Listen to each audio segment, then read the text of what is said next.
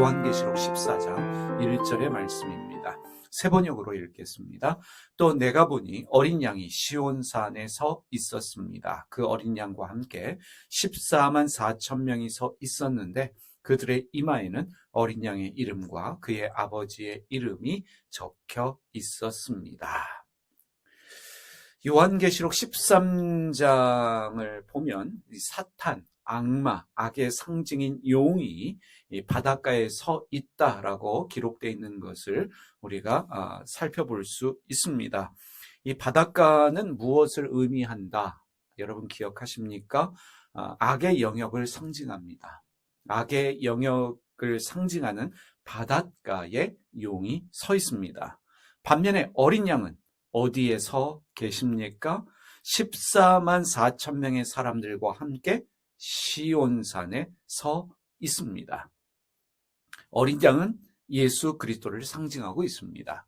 용이 사탄 악마를 상징하는 것처럼 어린 양은 우리 주 예수 그리스도를 상징하고 있습니다. 시온은 무엇을 상징합니까? 13장에서 바다는 악의 영역이다, 악의 상징이다 라고 말씀드렸는데 이제 14장에 기록되어 있는 시온은 메시아가 세우시는 하나님의 도시입니다. 하나님의 영역, 거룩함의 영역을 시온이다 라고 이해할 수 있습니다. 다시 말하면 하나님께서 자기 백성을 구원하여 모으시는 영광의 장소를 우리가 시온으로 이해할 수 있겠습니다. 여러분, 요한계시록을 읽을 때에 제일 먼저 중요한 것은 이 바다가 그 당시 사람들에게 어떤 의미였는지를 이해해야 하고 시온이 그 당시 사람들에게는 어떤 이 의미로 이해되었는지를 먼저 우리가 알아야 합니다. 그럴 때 우리가 요한계시록의 말씀을 오늘 제대로 적용할 수 있습니다. 너무 무리하게 오늘에 적용하려고 하면 요한계시록의 핵심적인 가치들을, 은혜들을 우리가 잃어버릴 수 있습니다. 바다는 악의 영역입니다. 시온은 구원받은 자의 영역이고 그리고 하나님의 도시다라고 말할 수 있습니다. 이사야 24장 33절 세 번역으로 읽어보겠습니다. 만군의 주님께서 왕이 되실 터이니 다른 볼 낯이 없어 하고 해는 부끄러워할 것이다. 주님께서 시온산에 앉으셔서 예루살렘을 다스릴 것이며 장로들은 그 영광을 볼 것이다. 구약 성서에도 이 시온은 주님이 앉으셔서 다스리시는 하나님의 도시를, 하나님의 나라를 상징하고 있습니다. 기억하시기를 바랍니다. 자, 그러면 이제 중요한 숫자가 등장합니다. 14만 4천이라고 하는 숫자가 등장하는데 어린 양과 함께 14만 4천 명이 서 있다. 14만 4천 명이 누구입니까? 요한계시록 7장 4절입니다. 내가 들은 바로는 도장이 찍힌 사람의 수가 14만 4천 명이었습니다. 이와 같이 이마에 도장을 받은 사람들은 이스라엘 자손의 각 지파에서 나온 사람들이었습니다. 14만 4천 명은 구원받은 사람들의 숫자입니다. 그러면 하나님께서 정말 14만 4천 명만 구원하실까? 아니지요. 절대로 문자적으로 여러분 해석하거나 문자적으로 믿으려고 하는 것을 피하셔야 합니다. 상징적인 것입니다. 요한계시록 7장 4절에 이마에 도장을 받은 사람들, 다시 말하면 14만 4천 명은 이스라엘 자손의 각 지파에서 나온 사람들이다 라고 말씀하고 있습니다. 정말로 이스라엘의 12지파에서만 하나님이 사람들을 구원하실까? 그것도 아니라는 것 우리가 잘 알고 있습니다. 14만 4천은 상징적인 숫자입니다. 다시 말하면 14만 4천은 완전성을 강조한 숫자입니다.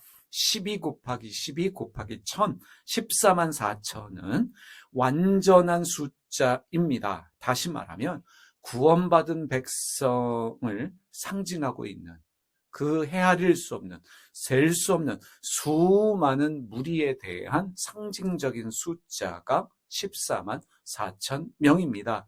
이렇게 이해하면 좋겠습니다. 우리 모두를 말하는 숫자가 14만 4천 명입니다. 요한계시록 13장에 중요한 숫자 하나가 등장했지요. 짐승의 숫자 666이 13장에서 우리가 살펴보았습니다. 짐승의 표 666을 받은 사람들이 나오는데 그들은 누구를 말합니까? 구원받지 못한 사람들, 사탄에게 속한 자들입니다.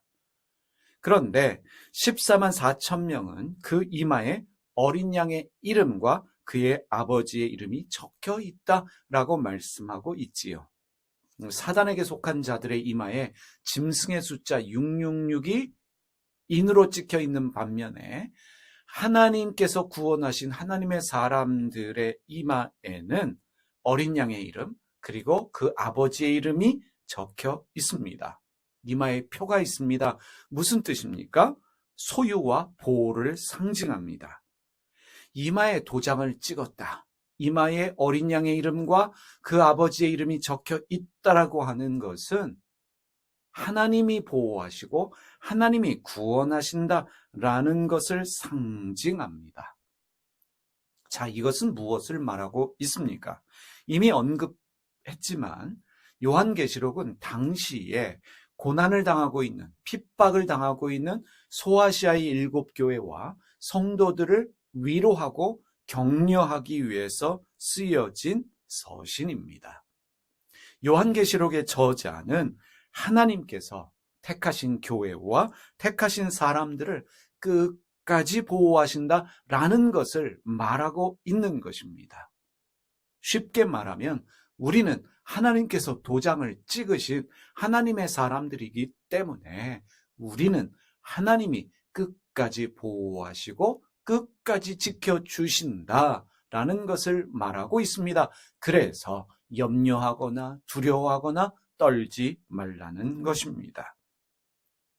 당시의 교회와 교우들은 로마 제국과 로마의 황제 때문에 그리고 거짓된 종교 지도자들 때문에 당하는 어려움이 있었습니다. 고난이 있었습니다. 그럼에도 불구하고 하나님의 택하심을 믿고 하나님의 보호하심을 믿고 소망을 가지면서 이 어려움들을 함께 이겨내자라고 말하고 있는 것입니다. 그것이 도장의 의미입니다. 요한복음 10장 28절에서 29절 말씀 읽어보겠습니다. 나는 그들에게 영생을 준다. 그들은 영원토록 멸망하지 아니할 것이요 또 아무도 그들을 내 손에서 빼앗아 가지 못할 것이다. 그들을 나에게 주신 내 아버지는 만유보다 더 크시다. 아무도 아버지의 손에서 그들을 빼앗아 가지 못한다. 아무도 내 손에서 빼앗아 가지 못한다. 누구를요? 하나님이 택하신 사람들. 빼앗아 갈 자가 없다는 것입니다. 하나님은 전능하신 창조주 하나님이십니다. 하나님이 택하셨습니다. 하나님이 지키십니다. 누가 하나님의 택하신 사람을, 하나님이 지키시는 사람을 해할 수 있겠습니까? 로마서 8장 29절에서 30절 말씀입니다. 하나님이 미리 아신 자들을 또한 그 아들의 형상을 본받게 하기 위하여 미리 정하셨으니 이는 그로 많은 형제 중에서 맏아들이 되게 하려 하심이니라. 또 미리 정하신 그들을 또한 부르시고 부르신 그들을 또한 의롭다 하시고 의롭다 하신 그들을 또한 영화롭게 하셨느니라. 여기에서 중요하게 말씀하는 게 이것입니다. 하나님이 우리를 의롭게 하셨습니다. 우리가 의롭게 하는 것이 아니라 하나님이 우리를 의롭게 하시고 누가 우리를 영화롭게 합니까? 우리의 열심과 우리의 노력으로 영화롭게 되는 것이 아니라 하나님께서 우리를 영화롭게 하신다. 그래서 핵심적인 것이 무엇입니까? 하나님이 우리를 택하셔서 우리를 지키고 보호하실 뿐만 아니라 우리를 바꾸신다는 것입니다. 구원이라는 것, 우리의 열심과 노력으로 받는 것이 아닙니다. 하나님의 노력과 열심으로 우리에게 주시는 것입니다. 여러분, 중요한 이해입니다. 구원은 우리의 열심과 노력으로 받는 것이 아니라 얻어내는 것이 아니라 하나님의 열심과 노력으로 우리에게 주시는 것입니다. 하나님께서 우리를 위하여 일하시기 때문에 우리는 구원을 얻습니다. 이것이 기독교 신앙입니다. 일반적인 종교는 구원을 위해 사람의 노력과 열심을 강조합니다. 내가 노력해야 합니다. 내가 헌신해야 합니다. 내가 열심을 내야만 구원을 받을 수 있습니다. 이 일반적인 종교들의 특징이에요. 기독교는 다릅니다. 성서가 말하고 있는 하나님은 인간을 위해 희생하시는, 인간을 위해 노력하시는, 그래서 우리에게 구원을 주시는 하나님이십니다. 하나님은 인간의 연약함을 잘 알고 계십니다. 인간은 실패할 수밖에 없는 연약한 존재입니다. 가다가 넘어지는 존재예요. 힘들면 멈추어 서는 존재가 인간입니다. 그러한 인간의 연약함을 아시기 때문에 주님의 노력과 열심으로 우리를 구원하시는 것입니다. 주님은 우리를 택하셨습니다. 우리를 붙들고 계십니다. 무엇보다도 우리를 위해 하나님이 일하시기 때문에 우리에게 하나님의 열심과 노력이 있기 때문에 우리는 구원을 받는 것입니다. 거기에 우리의 인생의 소망이 있습니다. 그것을 말하기 위해서 너희 머리에는 하나님의 이름이 적혀 있다. 어린 양의 이름이 적혀 있다라고 말하고 있는 것입니다. 여러분, 신앙은 내가 하나님 붙들고 사는 것이 아닙니다. 하나님이 우리를 붙들고 계십니다. 내가 붙들면, 내가 힘들면 놓칠 수 있어요. 그러나 하나님이 붙들고 계시기 때문에 하나님은 절대로 그 손을 놓치지 않으십니다. 하나님이 붙들고 계시기 때문에 우리 이마에 하나님이 도장을 찍어 놓으셨기 때문에 우리는 어떤 상황과 환경에서도 절망할 이유가 없습니다. 우리의 하나님은 붙들고 계시다가 너 마음에 안 들어 그래서 놓는 분이 아니에요. 마음에 들지 않는다고 버리시는 분이 아닙니다. 하나님을 변덕장이로 믿지 마시기를 바랍니다.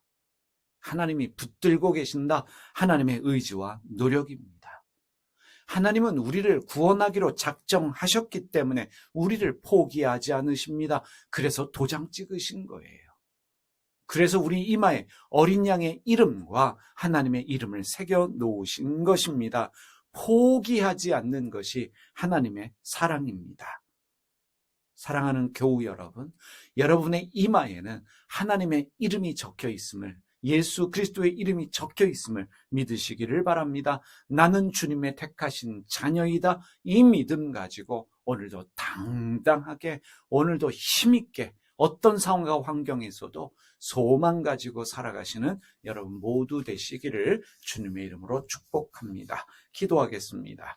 살아계신 하나님 아버지, 우리 이마에 하나님의 이름이, 예수 그리스도의 이름이 적혀 있는 줄 믿습니다. 우리를 택하신 주님께서 끝까지 우리를 책임져 주심을 믿사오니 어떤 상황과 환경에서도 절망하지 않고 늘 믿음으로 소망으로 살아가는 저희 되게 하여 주시옵소서. 우리를 붙들고 계시는 주님의 사랑을 깨닫고 오늘도 당당하게 살아가게 하여 주시옵소서. 예수님의 이름으로 기도드립니다.